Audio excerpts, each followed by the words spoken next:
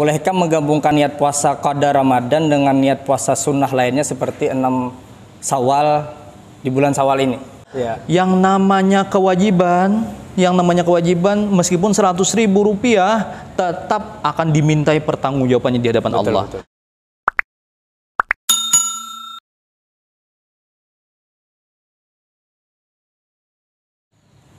Assalamualaikum warahmatullahi wabarakatuh. Kembali lagi bersama kita di channel YouTube Lensa Nahdien Kabupaten Hulu Sungai Tengah, yang mana beberapa waktu kemudian kita akan membahas masalah problematika masyarakat tentang boleh apa tidaknya menggabungkan puasa sunnah. Telah hadir bersama kita di sini yaitu Ustadz Khairuddin LC. Assalamualaikum Ustadz. Waalaikumsalam warahmatullahi wabarakatuh. Alhamdulillah baik. Alhamdulillah. Baik. Ya, di sini kita telah dihadiri oleh Ustadz Khairuddin LC, yang mana beliau akan mengisi pertanyaan-pertanyaan atau menjawab pertanyaan-pertanyaan problematika masyarakat ke depan. Jadi Ustadz, mengenai problem-problem penggabungan puasa, niat-niat Ramadan, qadaan Ramadan ya, dengan niat puasa sunnah khususnya pada bulan Syawal, yaitu puasa 6 Syawal lah, yang telah banyak diperbincangkan ulang. Bolehkah menggabungkan niat puasa qada Ramadan dengan niat puasa sunnah lainnya seperti 6 Syawal di bulan Syawal ini? Gimana gitu? Ya, terima kasih. Assalamualaikum warahmatullahi wabarakatuh. Bismillah, alhamdulillah, wassalatu wassalamu ala rasulillah wa ala alihi wa ashabihi wa wala amma ba'du. Pertanyaan tadi tentang bolehkah kita menggabung niat puasa 6 hari di bulan Syawal atau yang kita kenal dengan puasa 6 dengan puasa qadaan Ramadan. Nah, secara garis besar para ulama dalam mazhab kita Syafi'i sepakat kalau kita menggabung niat puasa sunnah dengan puasa sunnah yang lainnya, di sini para ulama sepakat untuk memperbolehkannya. Tetapi untuk niat puasa sunnah dengan puasa wajib atau puasa qadaan, ya. Nah ini para ulama berbeda pendapat. Ada yang memperbolehkan, ya. Ada yang tidak memperbolehkan. Ya, kita rinci sebagaimana sabda Rasulullah SAW, "Man shoma Ramadhana thumma atba'u sittan min Syawal kana kasaumid dahri." Rawahu Muslim wa Abu Dawud wa Tirmidzi wa Nasa'i wa Ibnu Majah wa Ahmad. Sabda Rasulullah SAW, barang siapa yang telah berpuasa Ramadan, thumma atba'u sittan min Syawal, kemudian dia ikuti puasa Ramadan tadi dengan puasa 6 hari di bulan Syawal, kana kasaumid dahri, yaitu seperti pahalanya puasa setahunan. Nah, pendapat yang pertama ini adalah menyebutkan sesuai dengan urutan hadis ini, man shoma Ramadhana, barang siapa yang telah berpuasa Ramadan, berarti selesaikan dulu qadaan Ramadannya, summa atba'u sittan min Syawal, kemudian, nah ini kan ditartib, kemudian dia ikuti puasa Ramadan tadi dengan puasa 6 hari di bulan Syawal. Nah, kalau sesuai urutan hadis ini berarti apa? Qadaan dulu, baru puasa sunnah 6 hari di bulan Syawal. Nah, itu pendapat yang pertama. Nah, dan ini pun untuk menyempurnakan pahala puasa setahunan. Ya, ini tadi pendapat pertama. Kenapa pahala puasa setahunan? Dalam hadis Nabi yang lain, man shoma ba'da ayyamil fitri, barang siapa yang berpuasa setelah hari-hari Idul Fitri, kana tamam sanah, kata Nabi itu adalah sempurna pahalanya setahunan. Kenapa sebabnya? Man jaa bil hasanati falahu asyru amsalihha, barang siapa yang mendatangkan dengan satu kebaikan, maka Allah balas baginya dengan 10 kali lipatnya. Nah, kalau kita hitung-hitungan matematika, kan puasa 30 hari nih. Ya, betul. Nah, puasa 30 hari kan satu kebaikan, Allah balas 10 kali lipatnya. 30 hari kali 10 sama dengan 300. Nah, kemudian puasa 6 hari di bulan Syawal. Berarti kali 10 sama dengan 60. 300 tambah 60 sama dengan 360. Nah, persis apa yang dikatakan oleh Nabi kita, pahalanya bagaikan pahala setahunan. Nah, jadi sempurnakan dulu yang wajibnya, qada'annya, baru yang sunnahnya. Nah, itu pendapat pertama. Pendapat kedua ini mungkin terlebih lagi kalau waktunya mepet. Nah, ini seperti pendapat mantan mufti Mesir, Syekh Ali Jum'ah Asy-Syafi'i, termasuk juga dari kalangan ulama mazhab kita Syafi'i, yaitu Imam Al-Barizi. Beliau hidup di abad ke-8 Hijriah. Nah, pendapat yang kedua ini menyebutkan kalau seseorang ini puasa qadaan Ramadan dengan puasa sunnah, ini sebaiknya dia ini berniat niat puasa qadaan wajibnya saja. Artinya puasa qadaan Ramadannya saja. Tidak digabung. Nah, tidak digabung. Kenapa?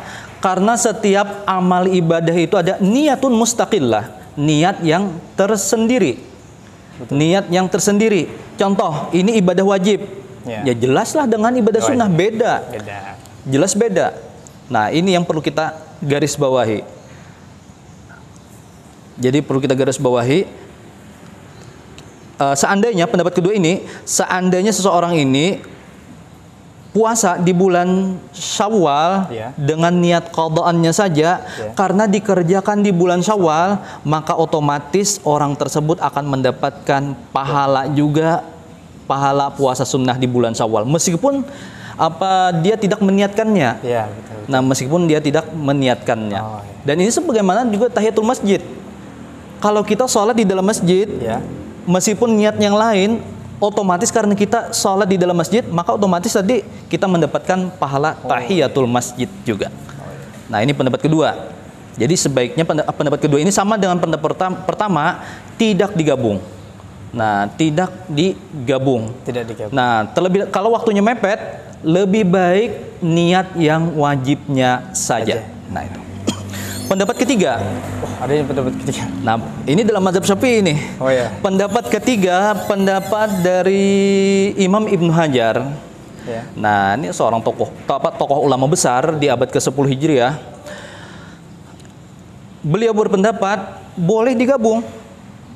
Boleh digabung, tetapi pahalanya tidak sesempurna, tidak sebesar yang pertama.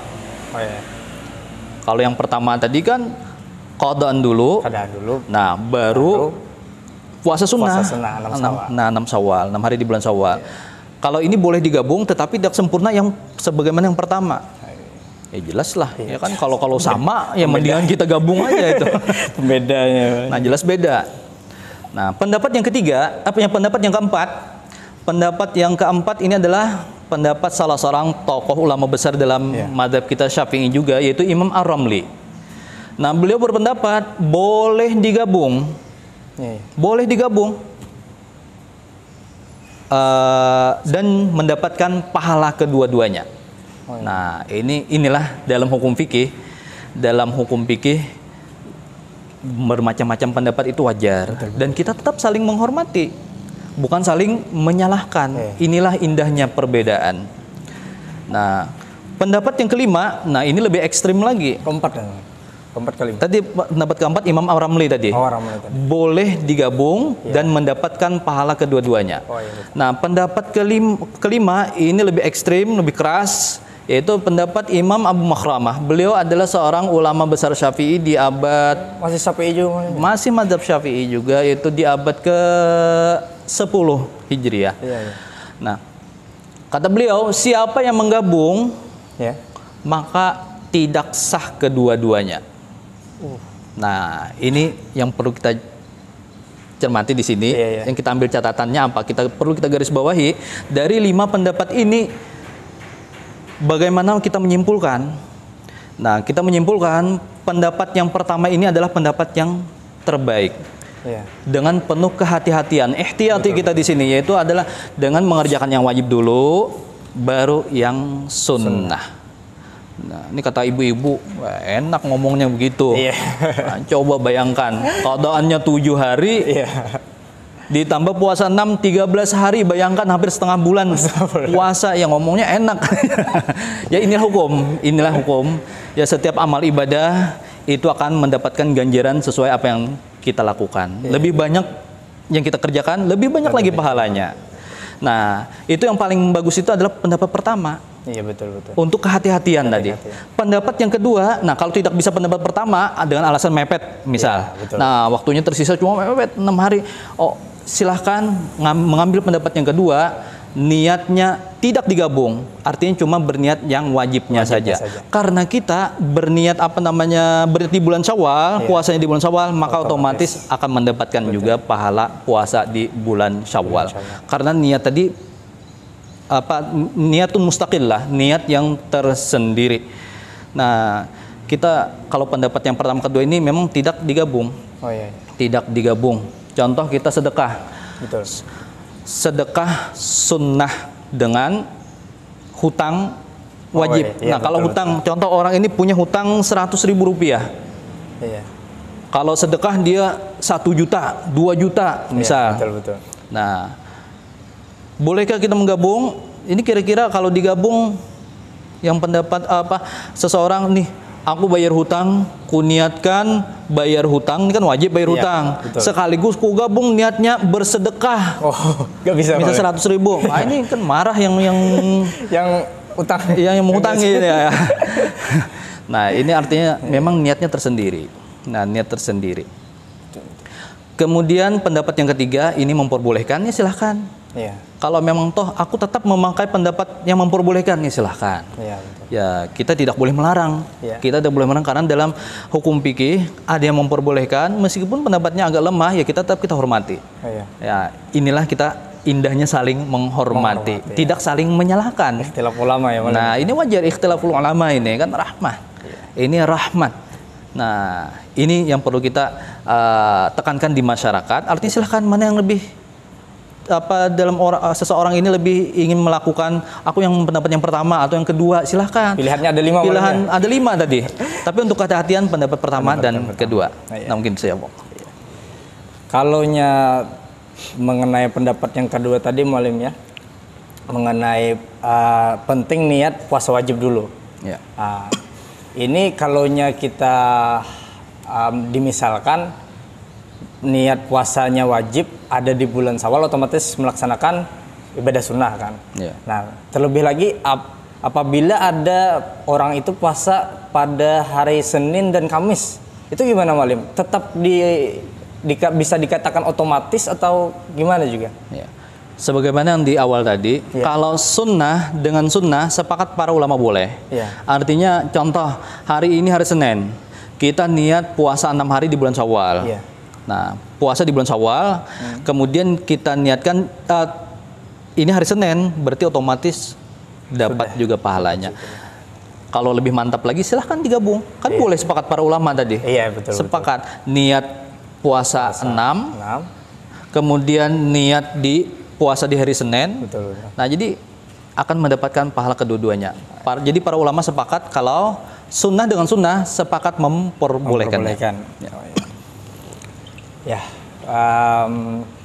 ada mungkin, apakah ada Mualim hal-hal yang hari-hari mungkin yang tidak diperbolehkan puasa kan ini? Saya mendengar ada di masyarakat juga katanya kalaunya puasa pada hari Jumat tidak boleh disambung ke hari Sabtu. Nah, itu gimana Mualim? Untuk hari-hari yang dimakruhkan untuk puasa atau yang dilarang jelas seperti Idul Fitri, Idul Adha atau Ayyamut Tasyrik, hari-hari tasyrik itu dilarang. Kemudian yang dihukumkan makruh itu puasa tersendiri tanpa dibarengi puasa sebelumnya ataupun hari sesudahnya. Oh iya. Nah, kalau punya puasa ini mempunyai kedudukan khusus, contoh nisfu Sya'ban. Betul. Contoh puasa Asyura, mulai Tasu'a, Asyura, contoh lagi puasa Arafah. Nah, Tarawih dan hari Arafah ini kan mempunyai kedudukan tersendiri. Nah, jadi boleh di hari kapanpun termasuk hari Jumat tadi. Tapi kalau puasa sunat tok gitu kan. Nah, ini berarti makruh kalau tersendiri di hari Jumat tanpa ya ditemani hari-hari sebelumnya atau hari sesudahnya. Hari Kamis atau hari Sabtu. Tapi kalau puasa wajib tuh bebas kan? Oh, kalau wajib bebas.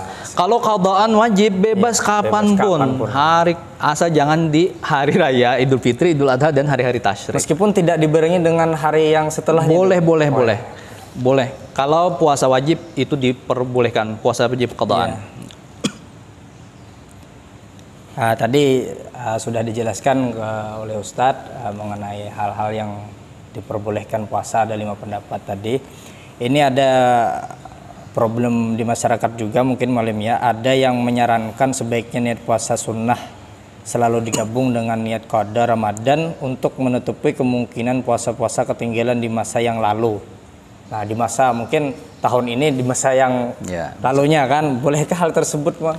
Nah, ini sebenarnya pembahasan yang masalah klasik ya di masyarakat ini.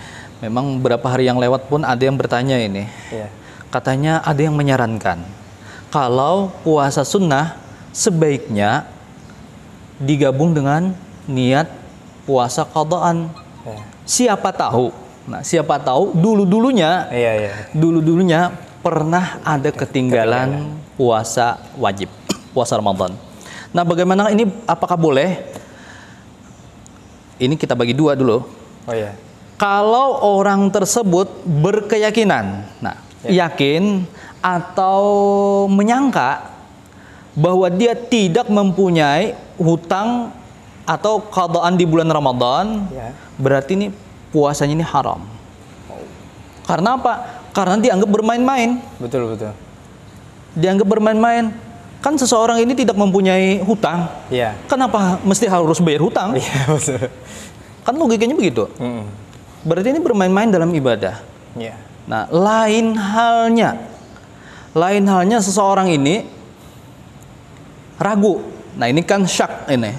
Kalau yang pertama tadi yakin atau zon.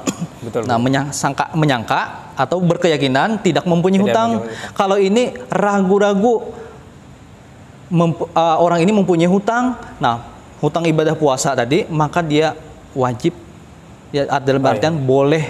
Nah, boleh berniat tadi dalam artian berniat qadaan. Nah, jadi ini kita pisahkan. Kalau yakin atau menyangka ini hukumnya haram, tapi kalau ragu-ragu silahkan. Nah, silahkan. Wajib diqadha. Kalau orang ini ragu-ragu sampai yakin. Nah, sampai yakin sudah selesai hutang puasa qadaannya. Nah, bagaimana ini kan ada di masyarakat juga yang mengatakan, ya siapa tahu kita dulu waktu masih muda, masih ABG, kan tidak paham di hukum. Ini ada nenek-nenek ini pernah cerita kepada saya, bertanya, dulu pernah saya nih waktu zaman SMA, waktu masa ABG. Nah, masa ABG, saya kira puasa Ramadan itu tidak diqadha. Sebagaimana salat ketika datang bulan atau haid. Oh, ternyata diqadha. Dikira sama salat kan tidak diqadha. Nah, ini kan akibat ketidakpahaman, ketidaktahuan. Nah, kalau seseorang itu, kembali ke pertanyaan tadi, kalau seseorang itu berkeyakinan atau menyangka tidak ada hutang puasa, bagaimana siapa tahu untuk menyempurnakan pahala puasa-puasa yang terdahulu, mungkin waktu ABG, waktu masa muda, sering gibah misalnya atau apa misalnya. Nah, ini sebaiknya untuk menutupi kekurangan dari pahala wajibnya. Nah, ini kan dalam bahasa ini 7 baru ditambal atau tukmalu disempurnakan bin nawafil dengan amalan-amalan sunnah. Yaitu termasuk dengan puasa sunnah. Jadi untuk menyempurnakan pahala puasa wajib, sebaiknya perbanyaklah puasa sunnah. Nah, ini untuk menyempurnakan. Kalau orang itu sudah berkeyakinan sudah selesai, tidak ada hutang puasanya. Nah, lain hanya ragu tadi. Atau yakin memang ada hutang. Nah, itu jelas wajib dibayar, diqadha. Ini mungkin pertanyaan terakhir, Ustadz, sebelum mengakhiri. bolehkah mendahulukan puasa sunnah seperti bulan 6 pada bulan Syawal daripada qadaan puasa? Nah, jadi dia niat puasa Syawal aja dulu. Nah, qadaan nanti katanya. Gimana gitu, Ustaz? Nah, ini memang ada juga terjadi di masyarakat kita untuk mengejar keutamaan puasa 6 di bulan 6 hari di bulan Syawal. Mereka lebih mendahulukan puasa 6 dibandingkan qadaan puasa wajib. Betul.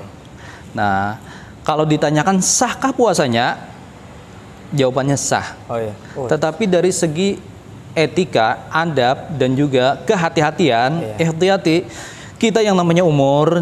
Betul. Nah, kita tidak mengetahui, boleh jadi besok meninggal, wallahu alam. Kita yang namanya umur, kita tidak mengetahuinya. Jadi sebaiknya seseorang itu mendahulukan yang wajib. Mendahulukan yang wajib dahulu, kemudian yang sunnah.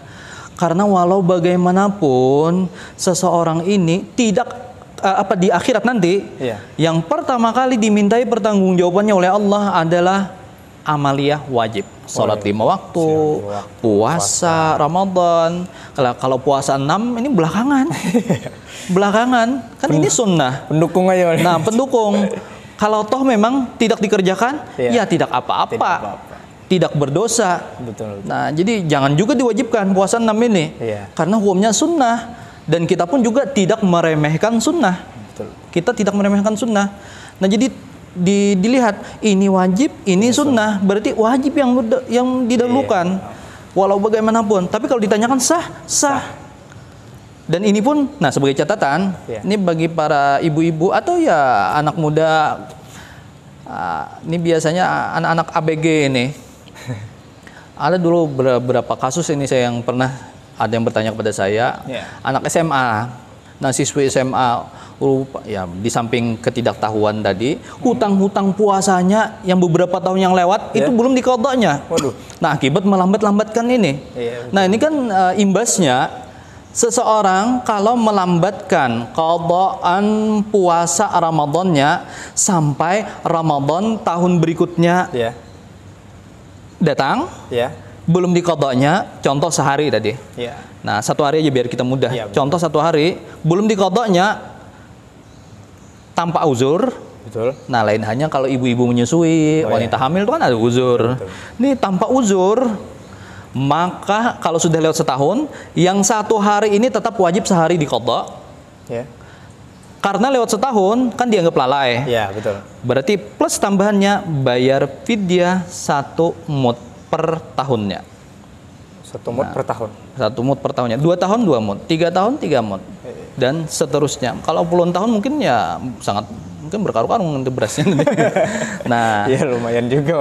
Nah, ini jadi perlu kita perhatikan, hati-hati dalam jangan sampai kelewatan sampai Ramadan tahun berikutnya tidak diqadha juga hutang puasanya. Betul. Nah, jadi kita lebih baik kita dahulukan puasa qadaan dulu, puasa wajibnya, baru puasa sunnah. Sebagaimana tadi kita contoh yang saya contohkan tadi, kita mempunyai hutang 100.000 rupiah. Nih kesana kemari sedekah 1 juta, 2 juta, 3 berapa puluhan juta. Yang namanya kewajiban meskipun 100.000 rupiah tetap akan dimintai pertanggungjawabannya di hadapan Allah. Kalau sedekah itu kan sunnah. Ya, itu sunnah. Berarti yang jelas yang perlu kita garis bawahi di sini, dahulukan dulu yang wajibnya, kemudian baru kita kerjakan yang sunnahnya. Wallahu a'lam. Langkah baiknya mengambil dari pertanyaan yang pertama tadi, niat qadaan aja ya. Insya Allah otomatis puasa 6-nya juga dapat. Qadaan dulu, baru yang sunnahnya. Ini paling sempurna. Paling sempurna itu. Kalau waktunya mepet, boleh. Silakan. Yang qadaannya saja, insya Allah kalau dikerjakan di bulan Syawal, otomatis akan mendapatkan pahala sunnah di bulan Syawal juga. Baik, para saudara sekalian, channel penonton channel YouTube Lensa Nahdien Kabupaten Sungai Tengah, mungkin sudah 15 menit lebih sudah kita bahas Ustaz ya, mengenai boleh apa tidaknya penggabungan puasa wajib atau puasa pada bulan Ramadan yang telah kita lewati. Nah, mungkin Itu dari kami. Mohon doanya Ustadz Ya, sama-sama. untuk menutup pada pertemuan pada hari ini. Saya mohon maaf yang sebesar-besarnya apabila ada terjadi kesalahan atau kekhilafan. Allahumma fiq ila qomit tarik. Wassalamualaikum warahmatullahi wabarakatuh. Waalaikumsalam.